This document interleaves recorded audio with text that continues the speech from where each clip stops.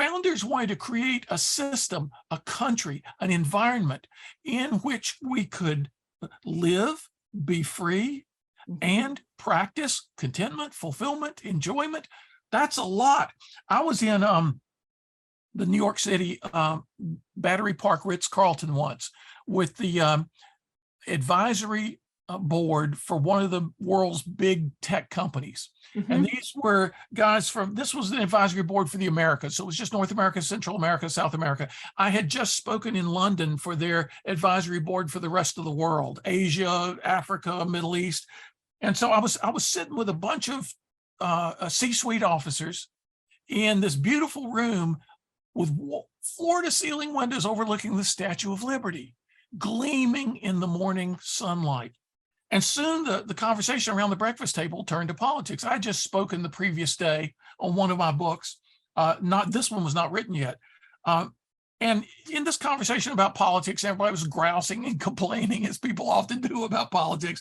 And I said, well, Aristotle believed that politics is the noble endeavor about how best to live well together. Whoa. There was this huge laugh around the table. I thought one guy was going to shoot his coffee out his nose. I thought people were going to choke on their eggs. A laugh, a giant, uproarious laugh. And then it quieted down, and a guy looked at me from one of the biggest banks in the world.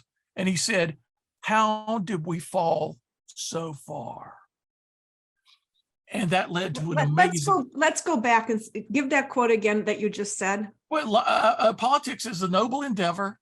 Noble endeavor. A noble endeavor. Right. About how best to live well together. How best to live well together. We are human beings live in community. We're meant to live in community. Aristotle wanted to figure out how best to do that. And he has this book called The Politics, interestingly. And you read this book, The Politics, and at one point during The Politics, he asks a question. He says, what is a city? And he reflects on what a city is. It's not a bunch of buildings and streets. It's not just a bunch of people living in proximity. He defines a city in terms of its purpose. And here's what he says, Jill. He says, a city is a partnership for living well. Wow. And I remember reading that and thinking, wow. And when you read the context, you realize right away, a family is a partnership for living well. A neighborhood is a partnership for living well. A city, a state, a nation, all should be partnerships for living well. A business should be a partnership for living well. And as soon as we forget this, as soon as we stop thinking about our enterprises as partnerships for living well, things start going badly. In fact, in the book, The Politics, he's got this formula. He never makes it this clear because Aristotle, these were his notes for his most advanced students that he was writing for himself. And we happen to have his lecture notes for his students rather than a smoothly polished and edited book. So I have to extract the ideas for the formula concerning human excellence. And it ends up being real simple. And it relates to everything we've just been saying. The formula is 3 parts. People in partnership for a shared purpose. Wow. That's how great things happen. People in partnership for a shared purpose. So a city, people in partnership for a shared purpose. A nation, people in partnership for a shared purpose. Now, what's our shared purpose as Americans? Life, there have liberty, been times, and the pursuit of happiness, well, pursuit of wealth, or whatever. It depends, doesn't it? Laid out in the Declaration, right? Yeah. And we should be thinking about how best to live well together, right? Because that's what the founders were thinking about. Yeah. It wasn't a good setup with the king, across the ocean telling us what to do over here. Mm-hmm. We needed to be in charge of our own affairs so that we, and every business has learned this lesson, if they're any good, a long time ago, or they're trying to learn it. Let the people on the ground tell you what's going on. Listen to the people who have, or first line folks who have contact with the customers or the suppliers. Listen to them. They know what's going on.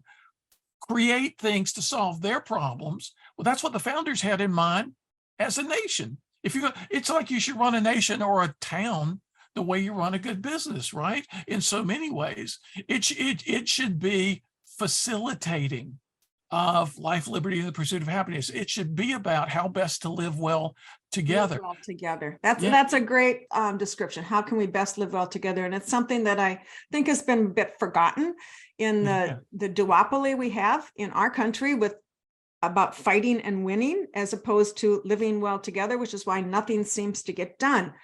You're I would right. like to, huh? I was going to say, you're right.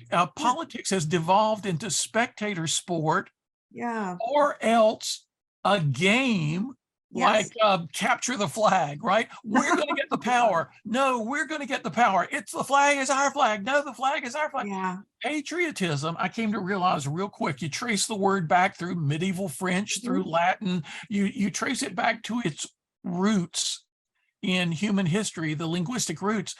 Patriotism came from words that meant native country, the country in which you live, love for your country, love for your nation.